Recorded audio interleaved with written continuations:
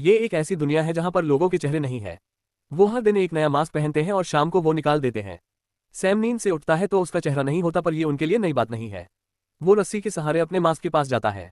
Sam एक mask लेता है जिस पर स्माइल होती है। इसके बाद वो अपने ऑफिस की तरफ जाने लगता है, पर रास्ते में लोग उसकी स्माइल को अजीब नजर से देख रहे होते हैं और कोई तो उसे धक्का भी दे रहे थे। इसके बाद वो एक बस में चढ़ता है, पर यहाँ पर उसका मुंह पूरा उतर चुका था। बट तभी वो उस भीड़ में एक लड़की को देखता है और देखते ही उसे पहली नजर में सच्चा प्यार हो जाता है। सम का चेहरा दोबारा खिल उठता है, लेकिन उनके बीच एक आदमी कांटा बन रहा था। इसके बाद सम ऑफिस जाता है और मैनेजर पूछता है कि आज ऑफिस आने में इतना वक्त क्यों लगा। यहाँ पर ऑफिस में उसकी स्माइल को देखकर लोग उसे परेशान कर रहे थे।